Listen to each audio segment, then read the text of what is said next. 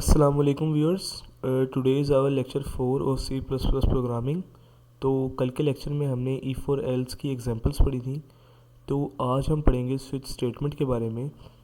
Switch statement in a C plus plus is a control structure use for multi way branching. It allows a program to execute different sections और depending on the value of a single expression. Actually switch statement के अंदर cases को इस्तेमाल किया जाता है कि case 1 के अंदर ये होगा, केस 2 के अंदर ये होगा, केस 3 के अंदर ये होगा। मैं आगे चल के आपको एग्जांपल पे बताऊंगा ये बात।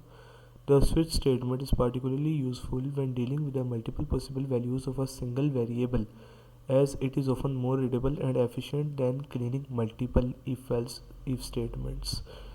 तो ये if else स्टेटमेंट्स वगैरह से ज़्यादा इजी है बनाना, क्योंकि इसके अंदर बस हमने स्विच लिखना होता है, उसके बाद एक्सप्रेशन डालना होता है, जैसे n या जो भी हमने वैल्यू वगैरह लेनी है यूज़र से वो डालनी होती है। उसके बाद उसके नीचे केसेस चलाने होते हैं कि अगर यूज़र वन एंटर करता है तो ये वाला केस रन कर दें, 2 एंटर करता है तो ये वाला केस रन कर दें।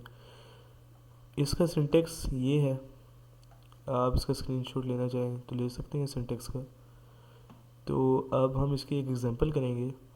तो चलते हैं सीधा अपने डेव सी प्लस प्लस के ऊपर।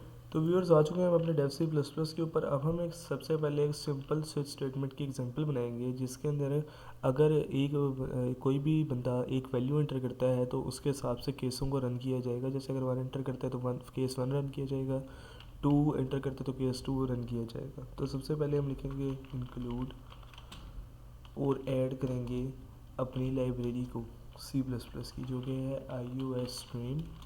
उसके बाद हम ऐड करेंगे स्टैंडर्ड लाइब्रेरी को। उसके बाद हम लिखेंगे एंट्री पॉइंट यानी इंट मेन, और उसके बाद अपनी एग्जीक्यूशन मतलब कोड को कर देंगे स्टार्ट। तो सबसे पहले हमने यूज़र से एक वैल्यू लेनी है, जिसके लिए हम लिखेंगे C out please enter number between 1 to 10। उसके बाद हम इसको स्टोर करवा देंगे n के अंदर, लेकिन हमें सबसे पहले n को डिक्लेयर करना पड़ेगा, जिसके लिए हम लिखेंगे इंट n और यहाँ पे इसको कर देंगे 1। उसके बाद हम नीचे जाएंगे और यहाँ पे अपने स्विच स्टेटमेंट चलाएंगे। एक सिंपल सा सिंटेक्स लिख रहा हूँ मैं, इसके अंदर हम n लिख देंगे, जिसका मतलब है कि एक केसेस उस हिसाब से सिलेक्ट होंगे जो यूज़र वैल्यू एंटर करेगा 1 से 10 के दरमियान। तो अब मैंने स्विच n लिख दिया। तो अब हम पहला केस बनाएंगे। केस 1 के अंदर हम लिख देते हैं कि अगर यूज़र 1 लिखें तो हमने लिख देना है, शो कराना है यू हैव सिलेक्टेड। इसको हम कॉपी कर लेते हैं क्योंकि हमने आगे भी इसको यूज़ करना है। You have selected 1, you have Toyota. गाड़ियों के नाम में लिख रहा हूँ सिंपली इस वक्त। उसके बाद हमें लिखना है ब्रेक। ब्रेक का मतलब है कि केस 1 एंड हो चुका है, अगर यूज़र कोई और वैल्यू डालेगा तो केस 2 होगी, और उसके बाद हम ब्रेक लिखेंगे मतलब केस 2 एंड हो चुका है। इस तरह हमने चलाना है केसेस को। अब मैं केस 2 के अंदर लिख देता हूँ C out you have selected 2, you have Ferrari. Spelling पे आपने तवज्जो नहीं देनी फेरारी की बिल्कुल भी। उसके बाद हम यहाँ पे लिख देंगे ब्रेक, मतलब केस 2 भी एंड हो जाएगा। तो इसी तरह हम लिखेंगे केस 3 और इसके अंदर हम ऐड कर देंगे C out you have selected 3, you have Ford. इसको कर देंगे हम ब्रेक। इसी तरह हम केस 4 ऐड करेंगे और लिखेंगे C out you have selected 4, you have Honda कर देते हैं और कर देंगे ब्रेक। उसके बाद हम सिलेक्ट करेंगे केस 5, इसके अंदर हम सी आउट करेंगे सी out you have selected 5, you have क्या करें, BMW कर देते हैं, BMW, और इसको भी कर देंगे ब्रेक। इसी तरह हम 10 केसेस बनाएंगे। केस 6, सी आउट, यू, बल्कि यहाँ मैं case selected 6, you have Mercedes,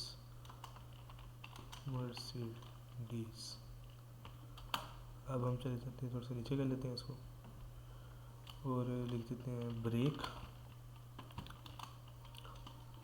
अब हम डालेंगे केस 7, यहाँ पे मैंने गलती से सेमीकोलन डाल दिए। ये एक केस सेंसिटिव लैंग्वेज है, मतलब इसके अंदर किसी भी चीज़ की अगर हमने थोड़ी सी भी गलती कर दी तो फ़ौरन एरर आ जाएगा।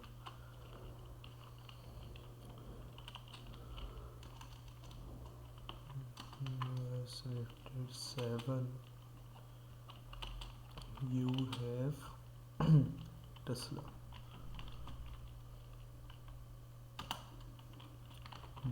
break। केस 8 में हम लिखेंगे सी आउट,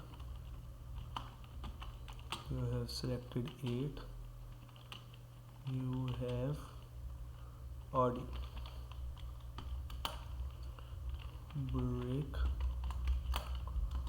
केस 9, इसमें हम लिख देते हैं C out, you have selected 9,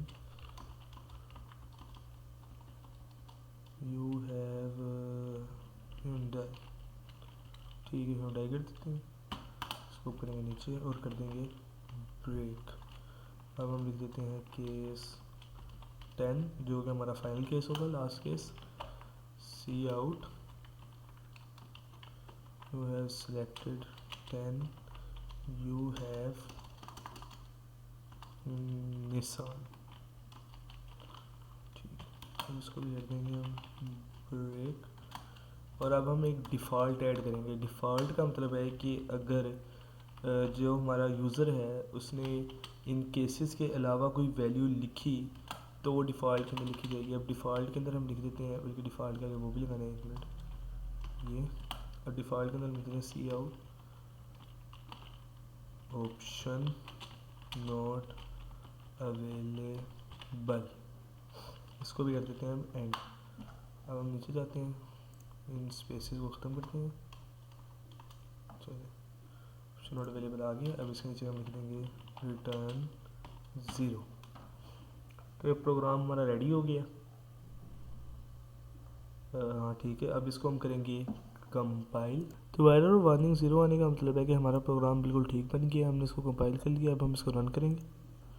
तो रन करने के बाद जैसे हमने पहले लिखा था कि 1 से 10 के नंबर बताएं, तो अब हम इसके अंदर जैसे 5 लिख देते हैं, तो you have selected 5, you have BMW। अब हमने यहाँ पे केस के अंदर देख लेते हैं, ये हमने 5 के अंदर लिखा था you have selected 5, you have BMW, वो वहीं यहाँ पे ही प्रिंट हो गया है। अब हम इसको बंद करते हैं, दोबारा रन करते हैं। अब हम यहाँ पे लिख लेते हैं suppose 10, you have selected 10, you have निशान। जैसा कि हमने यहाँ पे you have selected 10, you have निशान लिखा था, तो वो भी यहाँ पे आ चुका है प्रोग्राम के अंदर। इसको बंद करते हैं, एक दफ़ा दोबारा ट्राई कर लेते हैं। अब हम यहाँ पे 1 लिख देते हैं, you have selected 1, you have Toyota, तो ये भी हमने लिखा था और ये आ चुका है प्रोग्राम के अंदर। अब हमने डिफ़ॉल्ट ऑप्शन चेक करना है, यानी हम कोई ऐसा नंबर लिखेंगे जो कि हमने केस नहीं बनाया, जिसका जैसे अब मैं लिख देता हूँ 11 लिख देता हूँ, 11 का हमने केस नहीं बनाया। ऑप्शन नॉट अवेलेबल, जैसे हमने सी आउट में ऑप्शन नॉट अवेलेबल लिखा था वैसे ही यहाँ पे प्रिंट हो चुका है। तो व्यूअर्स, आज के लेक्चर में बस इतना ही था। हमने स्विच केस को सीखा है और स्विच केस बनाना सीखा है हमने। तो आपके लिए बेहतर है कि आप इसे देखें और साथ साथ इसकी प्रैक्टिस करें घर के अंदर। और thank you for watching the video, make sure to like and subscribe. और कल मिलते हैं एक और नए C++ के लेक्चर के साथ। तब तक के लिए अल्लाह हाफिज़।